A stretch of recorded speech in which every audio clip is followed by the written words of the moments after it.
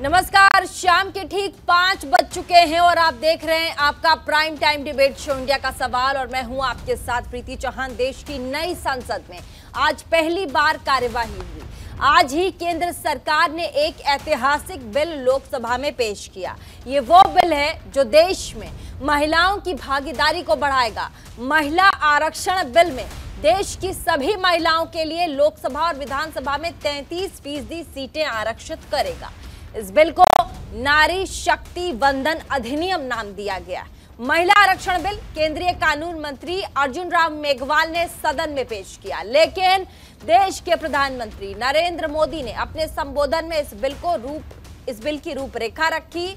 उन्होंने कहा कि इससे पहले कई बार महिला आरक्षण बिल पेश किया गया, लेकिन बिल पास नहीं हो सका।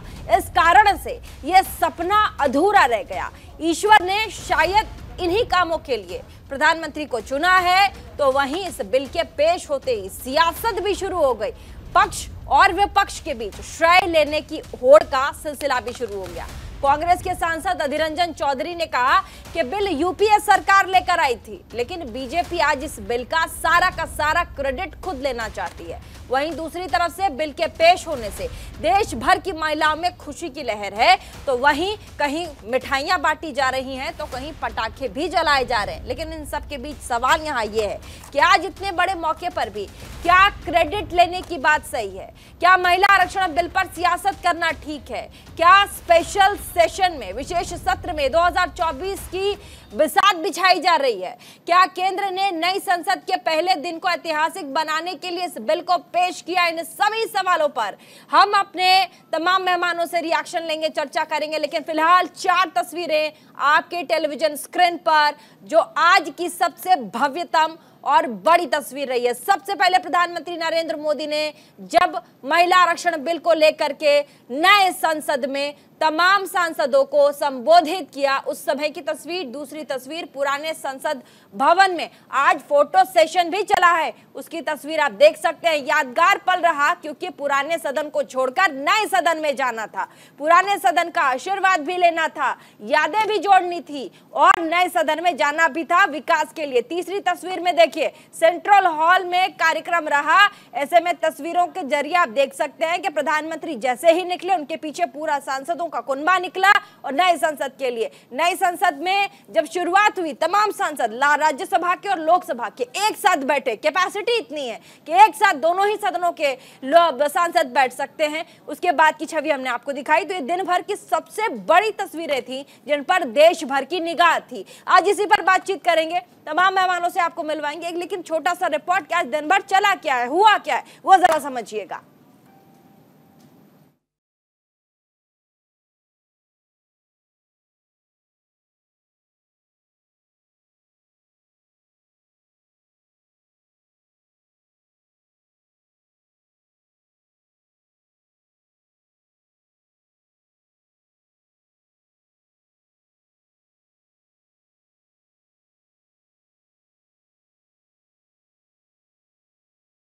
भारत हर दिन अपनी नई पहचान गढ़ रहा है। अपनी नई उपलब्धियों को नए प्रतीकों के जरिए इतिहास के पन्नों पर दर्ज करवाते हुए आगे बढ़ रहा है। आज से भारत को लेकर किए जाने वाले बड़े फैसले अब भारत की नई संसद से लिए जाएंगे। संसद के विशेष सत्र की शुरुआत 18 सितंबर से हो चुकी है और आज देश की नई संसद में कार्यवाही हुई। इस विशेष और ऐतिहासिक दिन पर प्रधानमंत्री नरेंद्र मोदी ने सदन को संबोधित करते हुए कहा कि ये नया भारत नए संकल्प को लेकर आगे बढ़ रहा है। ये भारत अब रुकने वाला नहीं है। आजादी के अमृत काल का ये उषा काल है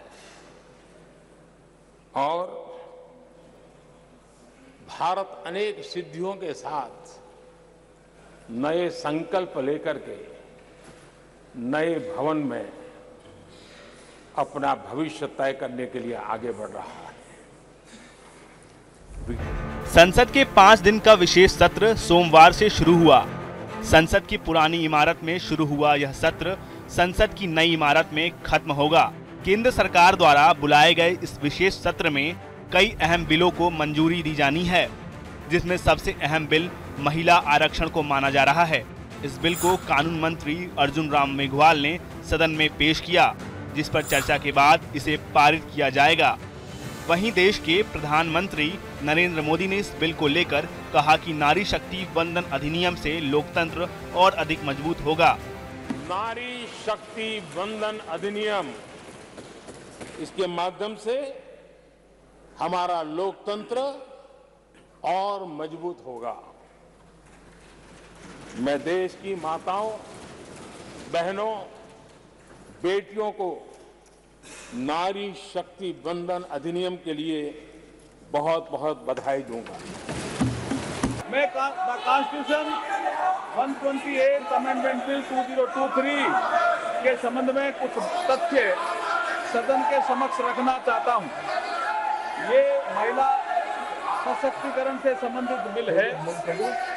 इस बिल के माध्यम से हम आर्टिकल 239AA, 330A और 332A और 334A इनमें संशोधन कर रहे हैं संविधान में। करीब 27 सालों से लंबित महिला आरक्षण विधेयक अब संसद में पेश हो चुका है, लेकिन इस बिल के पेश होते ही इस पर श्रेय लेने की होड़ शुरू हो गई है। दरअसल सबसे पहले सितंबर 1996 में HD देवेगौड़ा की सरकार ने महिला आरक्षण विधेयक को संसद में पेश किया था। इसके बाद से लगभग हर सरकार ने इस विधेयक को पारित कराने की कोशिश की। यूपीए सरकार 2010 में राज्यसभा से इसे पारित कराने में जरूर सफल रही, लेकिन यह विधेयक लोकसभा में लटक गया। माननीय अधीर रंजन जी ने जो कहा वो फैक्चुअली इनकरेक्ट है कि पुराना बिल अभी भी जीवित है। मेरी स्पष्ट जानकारी है कि पुराना बिल लैप्स कर गया है। अधीर रंजन जी ने जो कहा है उसके समर्थन में उनके पास कोई डॉक्यूमेंट है तो टेबल पर रखने चाहिए। एक, या तो उन्होंने स्टेटमेंट विड्रॉ करना चाहिए।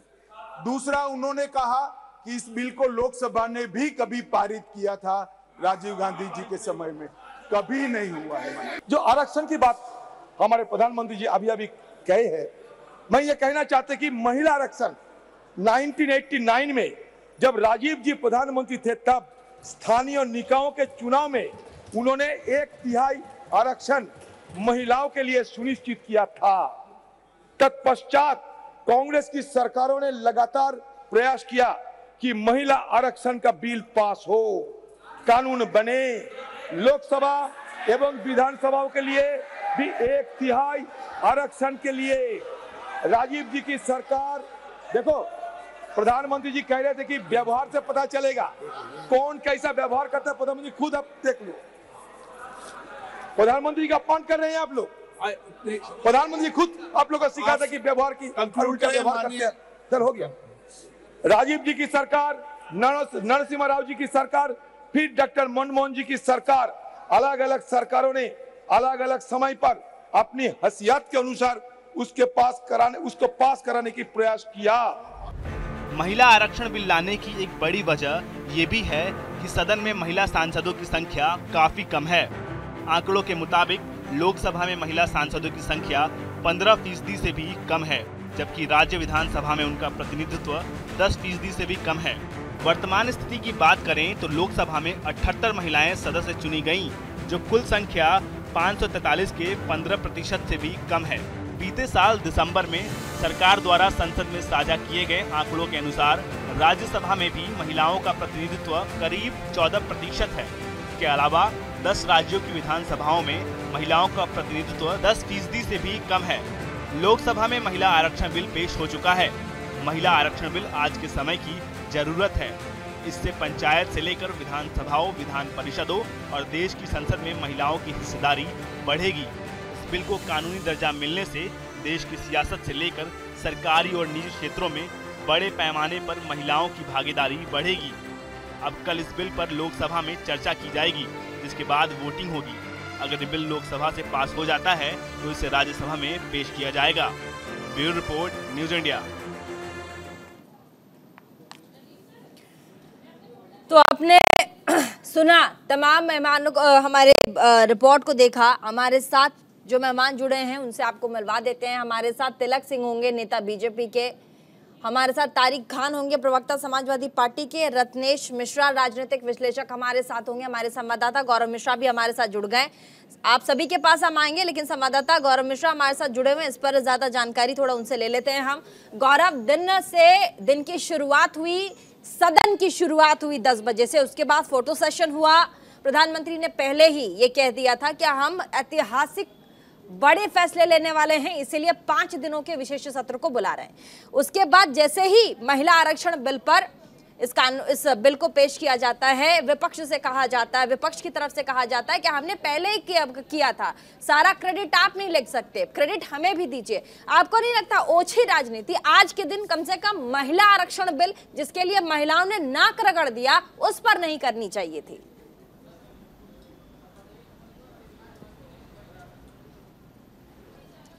बिल्कुल प्रीति, देखिए, और इस चीज़ को लेकर के गृह मंत्री का जो त्वरित रिएक्शन था, वो तुरंत खड़े होते हैं और अपनी बात को उन्होंने तुरंत खड़े होकर के इस बात को कहा कि सबसे पहले तो आप इस चीज़ को समझिए और अगर रिकॉर्ड में है आपके पास तो उसको आप दिखाइए, क्योंकि साफ तौर पे जैसे ही कानून मंत्री, अगर हम बात करें अर्जुन राम मेघवाल की, उन्होंने उसको पढ़ा और पढ़ करके तमाम नियमावली जो है वो समझाई, और उसके बाद अधीर रंजन चौधरी का जो रिएक्शन था उससे बड़ा साफ था कि किस तरीके से एक क्रेडिट लेने की जो होड़ है वो शुरू हो गई। और कुछ शब्दों को लेकर के, क्योंकि जब कुछ लोग वहां से सेशन से बाहर निकले, मेरी कुछ मंत्रियों के साथ भी बातचीत हुई, उनका यही कहना था कि उस समय इस तरीके का रिएक्शन नहीं करना चाहिए था, क्योंकि देखिए जिस बिल पर लगातार बात हो रही थी 27 सालों से पूरा लंबित था। हालांकि एक बात स्पष्ट है कि निश्चित तौर पर कांग्रेस ने इस बिल को पेश किया था और राज्यसभा में हंगामा हुआ था 2010 में, सबने उस तस्वीर को देखा था और कौन कौन सी पार्टियां उस समय साथ थी ये सबको पता है और किसने बाइकआउट किया था। लेकिन जब आज नरेंद्र मोदी की सरकार है केंद्र में और जिस तरीके से इस बिल को पेश किया गया और तमाम चीजें जो बारीकियां इस बिल की बताई गई, उस पर यह रिएक्शन काफी अलग तरीके का था और उसके बाद यही उम्मीद नहीं की जा रही थी, क्योंकि आज इस सदन की कार्यवाही को देखने के लिए कुछ महिलाओं को भी आमंत्रित किया गया था।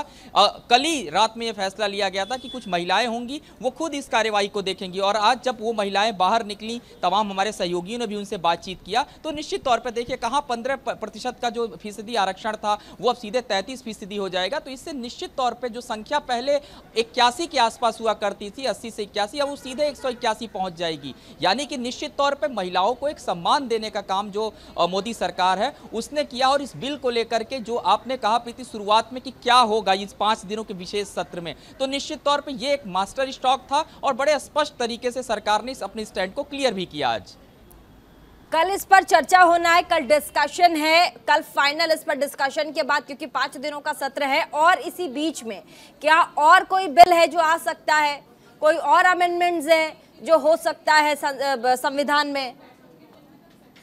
कोई अपडेट अगर आपके पास हो? देखिए फिलहाल जो महत्वपूर्ण बिल है, अगर हम देखें जिन बिल को लेकर के लगातार ये कहा जा रहा था, खास करके चुनाव आयुक्तों की नियुक्ति वाला जो मसला था जो कि सुप्रीम कोर्ट के दहलीज तक ही पहुंचा, उसको लेकर के भी सरकार इस सदन में उसको पेश कर सकती है। लेकिन प्रियंका चतुर्वेदी का कहना था कि कल जो बातचीत हुई थी उन्होंने कहा कि इस बिल को लेकर के तो सीधे वो लोग विरोध करने वाले हैं। लेकिन चूंकि आज का जो ये बिल ये पेश किया गया, अब कल चर्चा का दिन रहेगा, सभी को मौका मिलेगा अपनी बात को रखने का, तो निश्चित तौर पर यह देखने वाली बात होगी कि इस पर किस तरीके का स्टैंड जो है वो INDI गठबंधन मैं कहूंगा, क्योंकि आज ये सारी जो विपक्षी पार्टियां हैं गठबंधन के तले हैं, तो उनका क्या स्टैंड होने वाला है। हालांकि महत्वपूर्ण बिल जो 6 से 7 है, सरकार कोशिश करेगी ये बचे हुए जो समय है, क्योंकि 22 तारीख तक सेशन को चलाना है, उसमें उन महत्वपूर्ण बिलों को पास भी कराया जाए। प्रीति ठीक है, हमारे साथ शरबत जहां अध्यक्ष महिला कांग्रेस बिहार की जुड़ गई हैं, तो महिला हैं और आज महिलाओं का दिन है, तो सबसे पहले शुरुआत हम शरबत जहां से ही करेंगे। सबसे पहले आपको बहुत बहुत मुबारकबाद, क्योंकि आज उन महिलाओं को 33% आरक्षण संसद और विधानसभा दोनों में, लोकसभा और विधानसभा दोनों सदनों में, दोनों ही जगहों पर दिया जाए, उसकी बातचीत हुई है, नींव रखी गई है, कल चर्चा भी होगा। इस पर विपक्ष का रिएक्शन कि क्रेडिट आप खुद मत लीजिए, क्रेडिट हमें भी दीजिए क्योंकि हमने भी शुरुआत की थी। क्या कहेंगे इस पर? आज के दिन क्रेडिट की मांग करनी चाहिए थी क्या? हमें मिल रहा चाहिए था? जी बोलिए। देखिए बात क्रेडिट का नहीं है। सबसे पहले तो आपने जो एक लफ्ज यूज किया था उसको शायद आपको वापस लेना चाहिए कि हाँ। ओछी राजनीति। हाँ। ये ओछी राजनीति नहीं है। हाँ। जो भी सरकार होती है और जो भी अपना काम शुरू करता है तो जो जब वो इख्तिताम पर पहुंचता है तो वो अपना श्रेय लेने के लिए जरूर कोशिश करता है। अगर आप लोगों को याद हो तो महिला अध्यक्ष बिल जो है वो राजीव गांधी जी ने लोकल बॉडी में महिलाओं को दिया था। उसके बाद सोनिया गांधी जी ने इसको राज्यसभा के पटल पे रखा था। ठीक है, वो राज्यसभा से पास करा पाई, लोकसभा में नहीं पास हो पाया, अलग बात है। आज लेकर क्या है, ये वाकई खुशी की बात है। लेकिन ज्यादा अच्छा कि 2014 में जैसे ही उनकी पूर्ण बहुमत की सरकार आई थी और ये बिल लटका हुआ था और हम सबका डिमांड था कि इसको हम मतलब भारतीय महिलाओं का ये डिमांड था कि ये बिल जल्द से जल्द पास किया जाए। तो उस समय पास किया होता तो ज्यादा खूबसूरत होता, उसमें किसी से श्रेय लेने और न लेने का कोई सवाल नहीं होता, क्योंकि ये एक बिल ऑलरेडी चल रहा था, उसको पास कर देना था। नहीं, कांग्रेस के ही नेता हैं शरबत जी, कांग्रेस के ही नेता अधीर रंजन चौधरी, वो सदन में खड़े होते हैं प्रधानमंत्री के बाद और कहते हैं कि आप अकेले क्रेडिट नहीं ले सकते। अब इतने बड़े नेता हैं कांग्रेस के, तो उनका नाम जैसा उन्होंने कहा। हाँ, तो डिबेट मत कराइए प्लीज। नहीं, बोलिए शरबत जी, जिस तरह से जवाब नहीं, मैं आपके सवालों पर ही सवाल नहीं, आप अपनी बात रखिए, आप बोलिए। जो भी कार्यक्रम चलाया जा रहा है सिर्फ उसका नामकरण होता है, नाम बदला जाता है। हाँ, ये गलत है। महिला अध्यक्ष का भी एक नामकरण हुआ है और ये कांग्रेस पार्टी का है और रहेगा। कांग्रेस पार्टी के दृढ़ संकल्प रही है कि महिलाओं को सशक्त करने के लिए आज भी जिस स्टेट में हमारी सरकार है, जो भी हमारा कार्य ये बनता है, प्रोग्राम बनता है, वो महिलाओं को ध्यान में रख करके बनाया जाता है ताकि महिलाएं सशक्त हो और महिलाओं की मजबूती मिले। तो आज अगर ये सदन में बिल आया है, कल वो बहस होगी, पास होगा और कब लागू, लेकिन बेहतर खूबसूरती तब होती जब ये 2014-15 में ही हो गया होता। ठीक है, हमारे साथ तिलक सिंह जी भी हैं, बीजेपी के नेता। आपने शरबत जी को सुना, वो कह रही हैं कि इसमें क्रेडिट लेने का कोई बात नहीं है। वो कह रही हैं कि क्रेडिट ऑब्वियसली देना भी चाहिए, हम लोगों ने इनिशिएट किया था, भले ही हम पास नहीं करा पाए थे। इस पर सोनिया गांधी ने भी सुबह सुबह मीडिया को कहा था कि जब मीडिया ने उनसे सवाल पूछा था कि आज विमेन रिजर्वेशन बिल आ रहा है मैम, तो उन्होंने हमारा इशारा किया था। उन्होंने कहा था कि हमारा है, हमने पेश किया, हमने कई बार इसको लेकर के जिक्र किया था। हालांकि अभी शरबत जी ने भी एक्सेप्ट किया है कि वो पास नहीं हो पाया था उनके कार्यकाल में। किसको जाना चाहिए ये श्रेय, प्रधानमंत्री नरेंद्र मोदी के नेतृत्व को या फिर जैसा अधीर रंजन चौधरी कह रहे हैं वो? क्या कहेंगे आप तिलक सिंह जी? देखिए प्रीति जी, मैं आज सभी देशवासियों को गणेश चतुर्थी की बहुत बहुत शुभकामनाएं देता हूं। आज बड़ा शुभ दिन है। मैं आज किसी को भला बुरा नहीं कहूंगा। आज हमारे देश में एक ऐतिहासिक जो फैसला लिया गया है, मैं उस सब के लिए हमारे देश की मातृशक्तियों को, प्रीति जी आपको भी और हमारी ये जो कांग्रेस की बहन जी नेताजी बैठी हुई हैं हमारी, इनको भी और देश की सारी बहन बेटियों को मैं बहुत बहुत शुभकामनाएं देता हूं। मैं आज किसी भी तरह की कोई राजनीतिक बयानबाजी नहीं करना चाहता। देखिए, जैसा कि लोगों ने कहा कि वैसे तो 4 बार पहली भाजपा कोशिश कर चुकी है, 4 बार कोशिश कर चुकी है, लेकिन आप देखिए ये अमृत काल है। अमृत काल में एक नया भवन है, नया संकल्प है और हमारे देश की आधी आबादी को आज जिस तरीके से आदरणीय प्रधानमंत्री जी न्याय दिया है, उनको जिस तरीके से उनको आज सम्मान दिया गया है, नारी शक्ति वंदन अधिनियम के तहत जिस तरीके से आज उनको आरक्षण का जो एक तोहफा दिया गया है, मैं आज उस विषय पर सबको बधाई दूंगा और किसी को भी मैं ये नहीं कहूंगा कि इनका श्रेय। मैं कहता हूं आप सब लोग खुश हो जाइए, सब लोगों का आज इसमें जो है योगदान है। देखिए, कल जैसे प्रधानमंत्री जी ने पुरानी संसद में भाषण दिया, मैंने कल भी कहा था कि देखिए उन्होंने कल सबका जो योगदान था, पंडित नेहरू जी से लेके और श्रीमती इंदिरा गांधी से लेके और मनमोहन सिंह तक, सबका उन्होंने जिक्र किया, सबकी चर्चा की उन्होंने और बड़े ही पॉजिटिव माहौल को उन्होंने और बहुत सुंदर माहौल बनाने की कोशिश की। लेकिन विपक्ष का कुछ नहीं कर सकते। मैं तो मुझे पता नहीं ये शब्द इस्तेमाल करना चाहिए कि नहीं, लेकिन मैं कह रहा हूं कि जो अधीर रंजन चौधरी और मल्लिकार्जुन खड़गे, इन्होंने मुझे लग रहा है विपक्ष की सुपारी ली हुई है, विपक्ष को ये खत्म कर देंगे धीरे धीरे।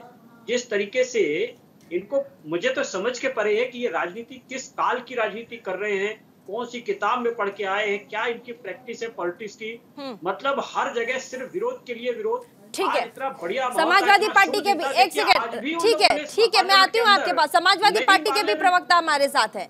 समाजवादी पार्टी से तारिक खान है। महिलाओं में जबरदस्त उत्साह, प्रधानमंत्री को कहीं फूल मालाएं चढ़ा रहे हैं, कहीं पटाखे फोड़ा जा रहा है, खुद मिठाइयां भी खा रही हैं, श्रेय लेने की होड़। जैसे ही आज सदन में, संसद के अंदर महिला आरक्षण बिल को पेश किया गया, उसके बाद दोनों ही पक्षों की तरफ से धुआंधार सवालों के बौछार। तारिक जी,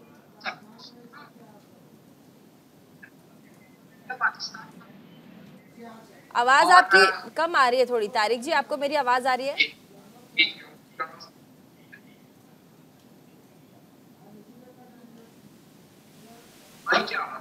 जी जी, बोलिए बोलिए। पाकिस्तान का भी मैच हुआ, उस मैच में रोहित शर्मा अच्छा खेले, 40 रन बनाए, और कोहली ने 50 रन बनाए, और आखिरी रन बुमराह ने बनाए, और सिराज ने 4 विकेट। ऐसा ही मान लेते हैं और हम मैच जीत गए। तो क्रेडिट जो बुमराह ने आखिरी में 3 रन बनाए उसका या सबका, इसका निर्णय आप खुद कर लीजिए कि लास्ट में जो बुमराह ने 4 रन बनाए, सिर्फ बुमराह का ही सारा क्रेडिट या पूरी टीम का क्रेडिट, या सबने जो कंट्रीब्यूशन दिया उस मैच में सबका कंट्रीब्यूशन। इस एग्जांपल से आप बेहतर समझ सकते हैं। दूसरी बात, जो समाजवादी का कहना, समाजवादी पार्टी का कहना है इस मामले में कि अभी आपने प्रेसिडेंट बनाया और महिला प्रेसिडेंट बनाया, और ये कहा कि वो एसटी समाज से आती है और बड़ा उससे एसटी समाज का उद्धार हो। मुलायम सिंह यादव साहब की जो मांग थी वो बड़ी सिंपल थी कि क्यों ना इसी में वर्गीकरण कर कर महिलाओं को सब कैटेगराइज कर कर उसमें ओबीसी, एससी और अल्पसंख्यक को भी, महिलाओं को आगे ले आया जाए, आरक्षण दे दिया जाए, ताकि वो भी अपलिफ्ट हो जाए। मैं कह रहा हूँ ऐसा करने में बुराई क्या है? मुझे कोई एक कमी बता दे। लेकिन ये भी तो सवाल है ना कि आप नोट्स बनाते हैं, परीक्षा की तैयारी करते हैं, लेकिन परीक्षा में अव्वल कोई और आ जाता है, तो अव्वल में तो नाम उस परीक्षार्थी का होता है जिसने फर्स्ट डिवीजन किया है। छोटे से ब्रेक के लिए रुक रहे हैं, कहीं मत जाइएगा, फौरन हाजिर होते हैं, उसके बाद वापस डिबेट में चलेंगे।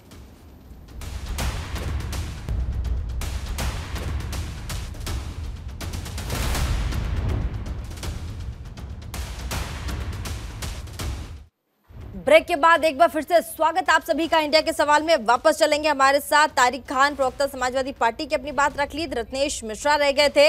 रत्नेश जी, आप तो राजनीतिक विश्लेषक है, महिला आरक्षण वाले बिल को कैसे देखते हैं?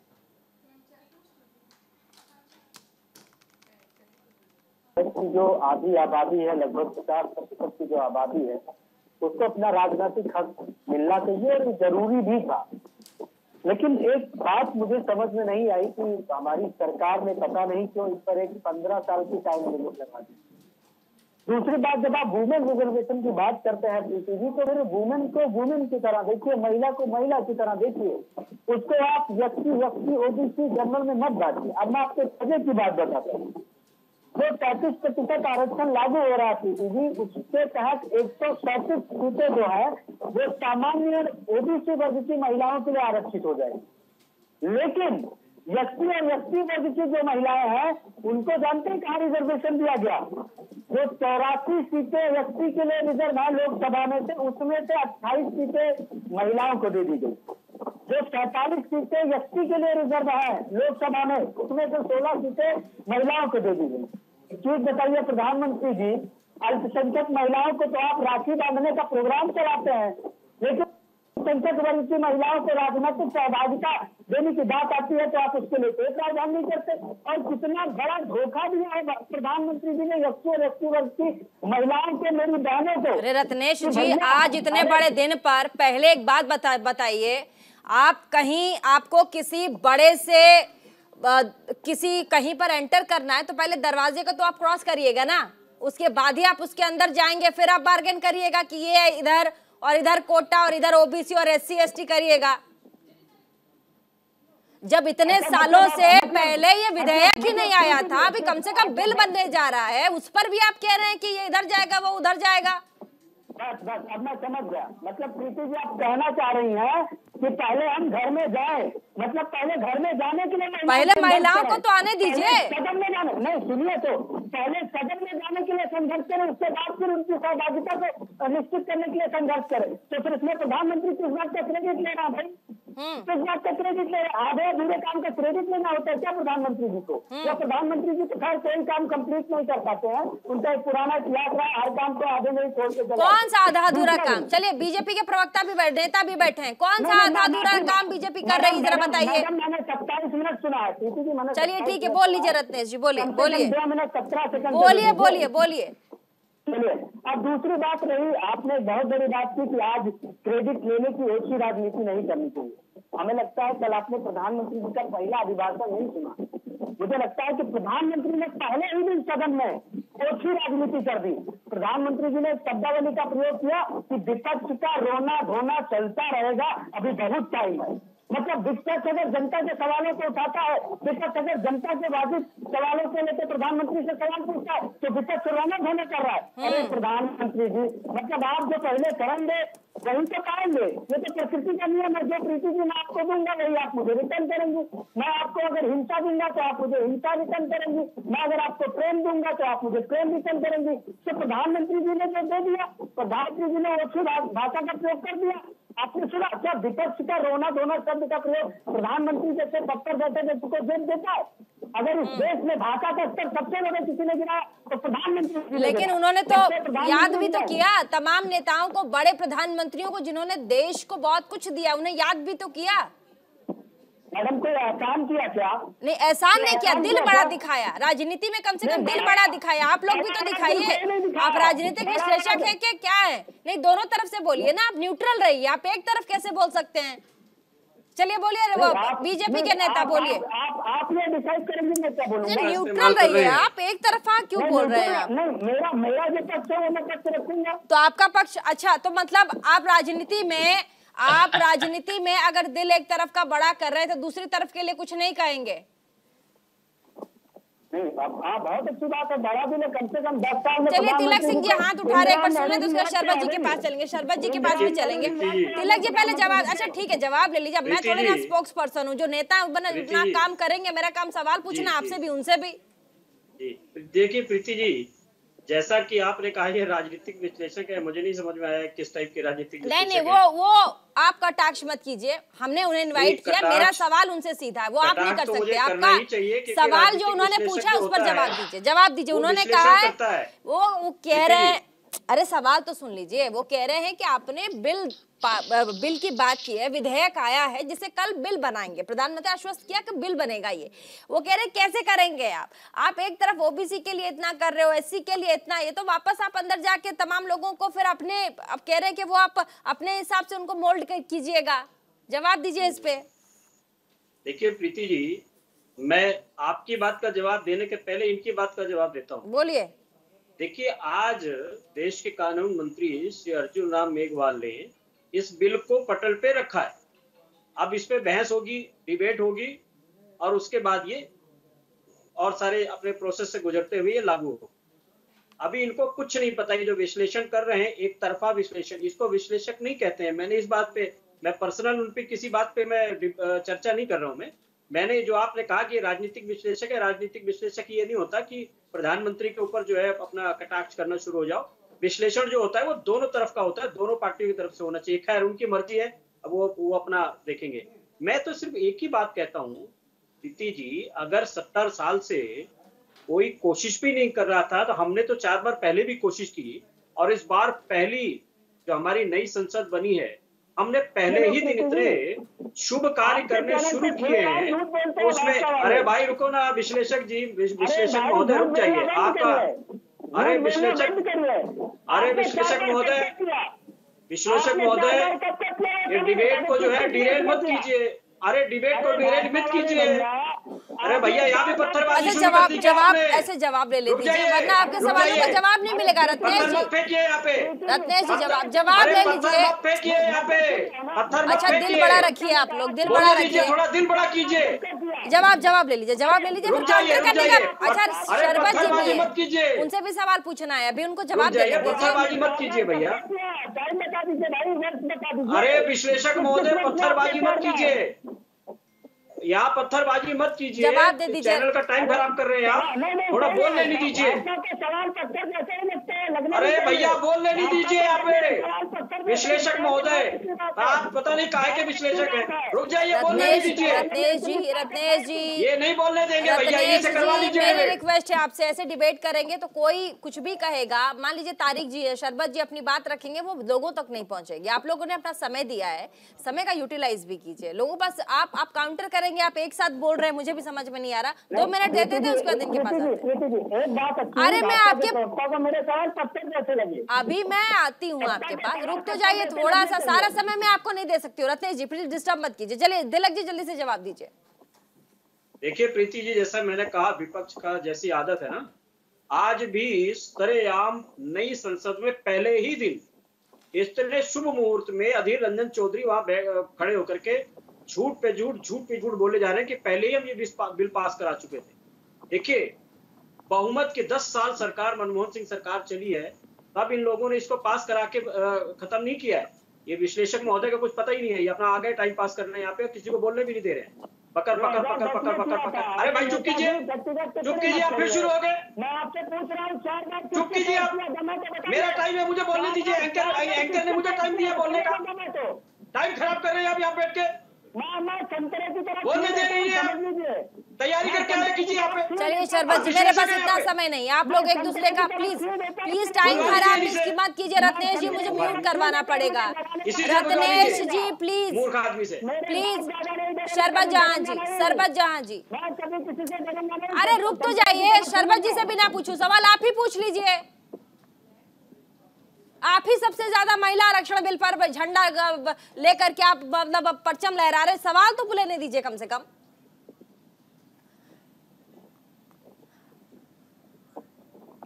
शरबत जी, अब से जैसे ये बिल बनेगा महिला आरक्षण का, उसके बाद महिलाओं की भागीदारी सीधा विधानसभा और लोकसभा में 181 लोकसभा में हो जाएगी, जहां 80 महिलाएं फिलहाल प्रतिनिधित्व हैं। देखिए, महिला सशक्तिकरण का जहां तक सवाल है, लोकल बॉडी में ऑलरेडी 50% महिलाएं, हमको लगता है देश भर में 50% महिलाएं आकर के अपनी मजबूती दिखा रही हैं। इसी तरह से अगर ये बिल कानून के रूप में आ जाता है तो विधानसभा और पार्लियामेंट में भी महिलाएं अपनी शक्ति दिखाएंगी। वैसा आज भी दिखा रही हैं, पहले से भी दिखाती रही हैं, लेकिन थोड़ी मजबूती हो जाएगी। लेकिन इन सब के बीच हमें उन महिलाओं के बारे में भी सोचना चाहिए। महिला ही सशक्तिकरण की बात जब होती है तो हमें मणिपुर के भी महिलाओं के बारे में थोड़ा याद कर लेना चाहिए, जहां की महिलाएं आज किस स्थिति में पहुंची हुई हैं। हम ये नहीं कह रहे कि आज हम एक ताना दे रहे हैं, लेकिन ये भी एक प्रधानमंत्री जी की जिम्मेदारी थी कि अपनी हर बेटियों को उसी तरह से मजबूत और एक सशक्त बनाने का, जिस तरह से आज वो पार्लियामेंट में सशक्त बनाने की कोशिश करने जा रहे हैं। हालांकि ये बिल 2010 में राज्यसभा के पटल पे आ चुका है, अब ये श्रेय लेने की होड़ है। तो इस सरकार की तो आदत रही है कि नाम बदल करके हर कार्यक्रम को श्रेय ले रहे हैं, तो इसमें श्रेय लेने की इनकी आदत है, कोई नई बात नहीं है। इसके लिए कांग्रेस पार्टी को बहुत ज्यादा तकलीफ नहीं है, वो श्रेय ले ले, लेकिन दुनिया जानती है और देश जानता है, जनता जानती है, 10 साल लग गए उनको इस विधेयक को लाने में।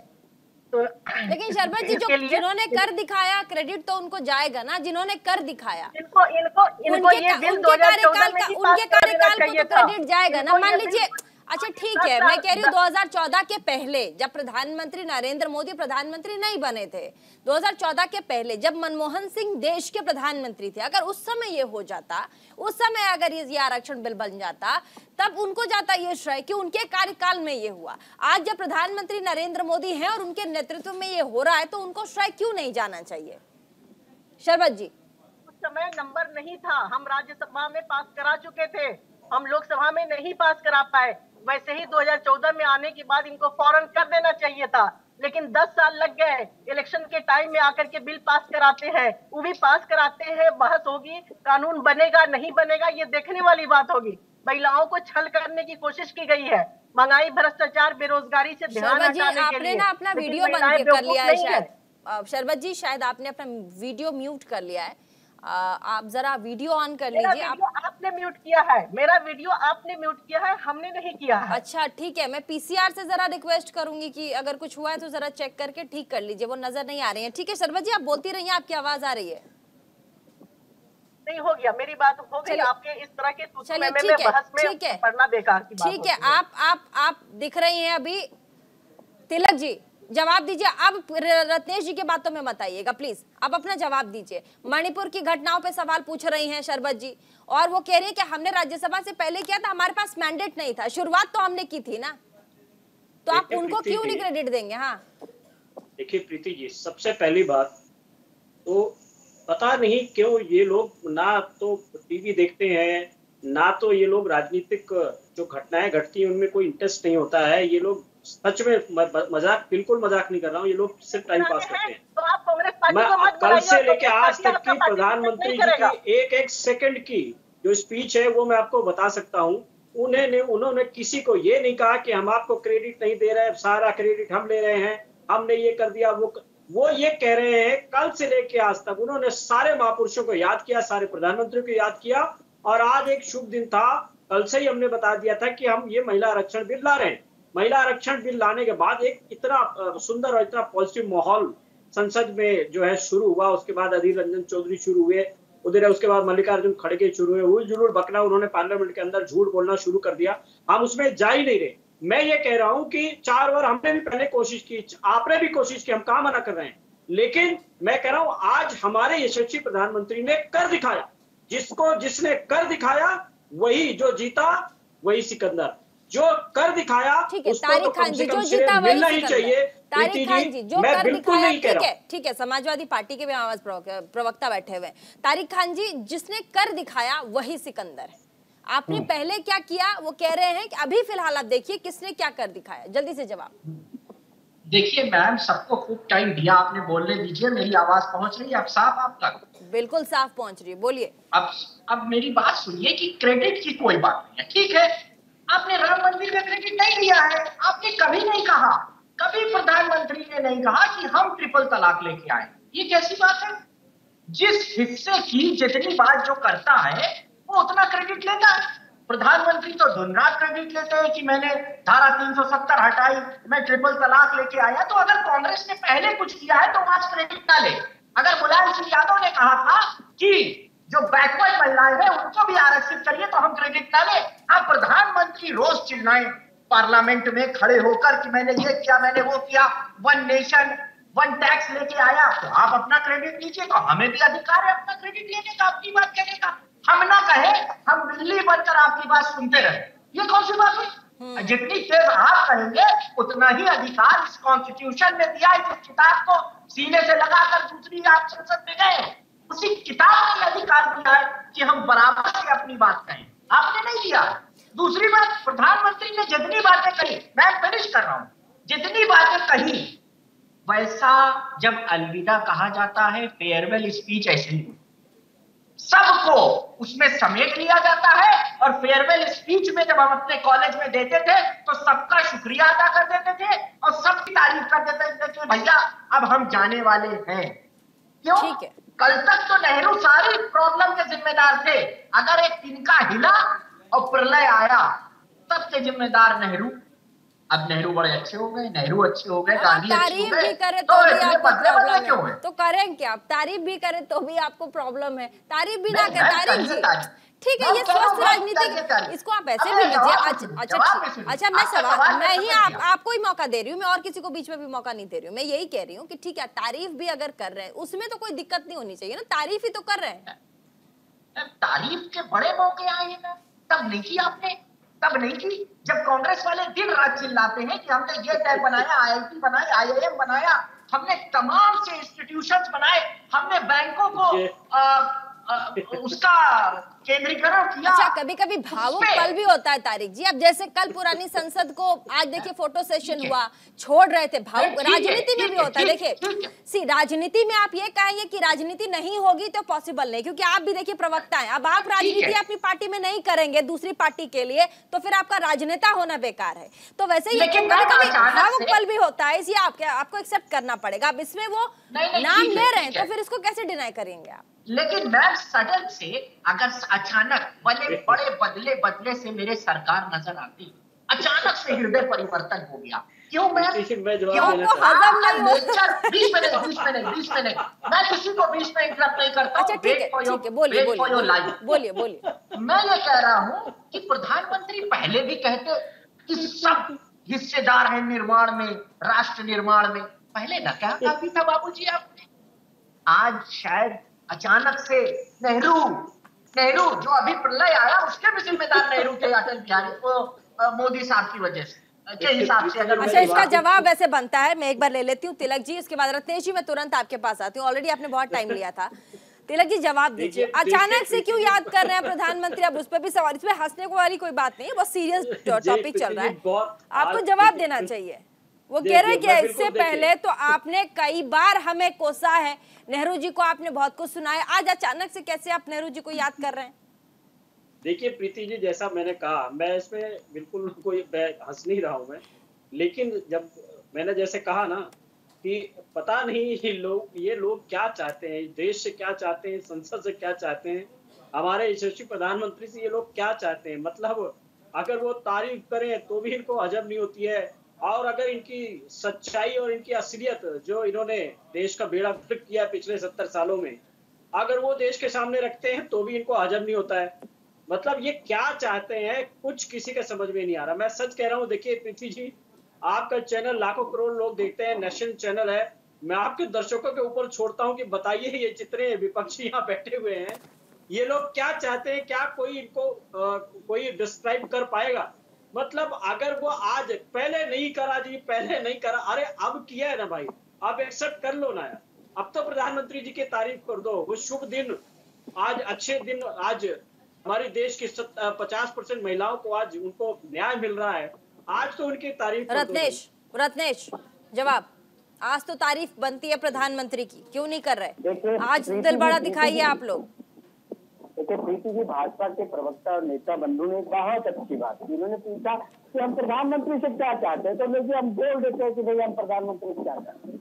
हम चाहते हैं कि प्रधानमंत्री जी आप सदन में महंगाई पे क्या कहते हैं बहस कराइए, आप बेरोजगारी पे कराइए, आप महिला अपराध पे कराइए, और सबसे बड़ी बात, आप जो काज की रिपोर्ट में 7 घोटाले हुए, जो आयुष्मान भारत योजना घोटाला हुआ, जो भारत माला परियोजना घोटाला हुआ, जो एसएल में 153 करोड़ का घोटाला हुआ, जो एनएचआई में 132 करोड़ का घोटाला हुआ, जो द्वारका एक्सप्रेस वे में 232 करोड़ प्रति किलोमीटर का जो घोटाला हुआ, अयोध्या विकास प्राधिकरण में जो 19.73 करोड़ का घोटाला हुआ, अदानी की सेल कंपनियों में 20,000 करोड़ किसके थे। अरे प्रधानमंत्री जी इस पर कराइए चर्चा, और जम के कराइए चर्चा, जम के नहीं आ रहे। हम तो आपको सुनने के लिए तैयार बैठे हैं, बेकरार बैठे हैं। हुजूर आली, शहंशाह आलम, सुल्तान मुअज्जम, कम से कम बोलिए तो सदन में आकर। हम भैया बच्चे इतना चाहते हैं, हम हंस नहीं पाएंगे देश की दुर्दशा पे, हम किसी को ये नहीं कह पाएंगे कि ये टीवी देखते नहीं आता, ये पढ़ते नहीं आता। अरे सुन लीजिए, आप बोले तो मैं नहीं बोला था, मैं ये नहीं कह पाऊंगा कि हम टीवी देखते नहीं आते, हम पढ़ते नहीं आते, हम लिखते नहीं आते, क्योंकि भैया आपकी बातों पे ना आपके सहयोगी तारिक जी मुस्कुरा रहे हैं, बताइए। भाजपाइयों की जो तरबियत होती है सरकार, वो एक ऐसे संस्थान में होती है जहाँ। अच्छा, आप खुश हैं कि नहीं महिला आरक्षण बिल का? अच्छा ठीक है, आप खुश हैं कि नहीं प्रधानमंत्री के इस इनिशिएट से? चलिए, कोई, मैं कह रही हूँ ना बीजेपी ना कांग्रेस, कोई तो ऐसी सरकार है जिस सरकार ने ये कर दिखाया, इसका श्रेय तो दीजिएगा ना कि भैया ठीक है ये श्रेय इनको जाता है। हम नाम नहीं लेंगे किसी का, लेकिन ये कार्यकाल इसको तो आप याद करेंगे ना। आप इसे 2023, एक सेकंड, 2023 को आप 2014 तो नहीं बना सकते, 2023 को 2012 तो नहीं बना सकते आप, तो आपको तो ये समय और डेट और कार्यकाल तो याद रहेगा। नेतृत्व भी किसका था ये भी आपको पता है। अभी प्रधानमंत्री ने आज सदन में भी कहा है कि हम दल की हित को ना सोचे इस नए सदन से, हम देश हित हमारे लिए सर्वोपरि होना चाहिए। ये बहुत बड़ी बात है। बोलिए रत्नेश जी। देखिए प्रीति जी, मैं बिल्कुल क्रेडिट दूंगा। मैं अपने देश के उन 543 चुने हुए सांसदों को क्रेडिट दूंगा जो सदन में बैठकर इस प्रकार के कानून बनाने की प्रक्रिया का भाग बन रहे हैं, और उनको मैं बहुत बहुत धन्यवाद देता हूं कि वो 543 सांसद जो हमारी लोकसभा के हैं, उन्होंने इतना बड़ा इनिशिएटिव लिया। वो सभी सांसद जो इस समय सदन के सदस्य हैं, वो धन्यवाद के साथ रहे। तारिक जी, मुस्कुरा रहे थे आप रत्नेश जी की बातों पे, मुस्कुरा के जवाब भी दीजिए। मैं मुस्कुरा इसलिए रहा था कि आपने इनके सवाल पे ये जो जिस तरीके से ये समर्थक है, एक नैरेटिव होता है हर आदमी का, लेकिन मैंने तो ऐसे भी राजनीतिक विश्लेषक देखे हैं जिनमें बीजेपी के जो प्रवक्ता रहते हैं उनकी नॉलेज बड़ी कम पड़ जाती है, और जो राजनीतिक विश्लेषक होते हैं उनकी नॉलेज भारी पड़ जाती है बीजेपी के फेवर में। तो खैर, अपना अपना एक नजरिया है हर आदमी का, इसलिए मुझे हंसी आ रही थी। मैं ये कह रहा हूं कि अगर महिलाओं को पावर देने के लिए कोई भी स्टेप उठाया जाता है वो काबिले तारीफ है। महिलाओं को इस देश ने बहुत दुर्गति झेली है। 5000 साल का इतिहास भारत का ये चिल्ला चिल्ला कर कहता है कि महिलाओं के साथ अत्याचार हुआ है, वो कोई रजीम हो। अगर उनके एम्पावरमेंट की बात होती है, हम सिर्फ इतना कहते हैं कि उस एम्पावरमेंट में वो जो आखिरी पायदान पे वो महिला खड़ी है, हमारी बहन, हमारी बेटी, हमारी माएं खड़ी हैं, जो समाज से कटी हुई थी, उनको भी इसी लाइन में ले आओ, इसी धारा में उनको भी बहा ले जाओ। यही आग्रह करते तो ये गलत नहीं है मैम। बहुत सही हम महिलाओं को कहते हैं उनको भी ले आओ। ये बहुत बड़ी बात है कि आप समाजवादी पार्टी से, लेकिन आप राजनीति से उठकर ये बयान दे रहे हैं। ये बहुत बड़ी बात है। ये बहुत बड़ी बात है कि राजनीति से उठकर जवाब आप बयान दे रहे हो। और साथ ही हमारा समय भी हो गया है, तो बहुत बहुत शुक्रिया आप सभी का। लेकिन आपने देखा कि कैसे नए संसद में महिला आरक्षण विधेयक पर कल चर्चा होना है, उसके बाद फिर ये बिल बनेगा। उस पर क्रेडिट लेने की होड़ से दोनों ही पक्षों में भयंकर घमासान है। सुबह सुबह सोनिया गांधी भी जा रही थी जब सदन में, तो उनसे पूछा जा रहा था, तमाम मीडिया वालों ने पूछा कि आज विमेन रिजर्वेशन बिल विधेयक पर बातचीत होगी, क्या कहेंगे? उन्होंने कहा कि हमारा है। उन्होंने तब भी कहा कि हमने इस पर बात की थी, हमने दिया था। अब इस पर आगे कल क्या होगा? कल इस पर डिस्कशन है सदन के अंदर, क्या होता है, क्या कौन सा आउटकम निकलकर सामने आता है, क्या देश को मिलता है, देश की महिलाओं को मिलता है, उस पर हम सबकी नजर रहेगी। फिलहाल छोटे से ब्रेक के लिए रुक रहे हैं, कहीं मत जाइएगा, देखते रहिए prime time debate show India का सवाल।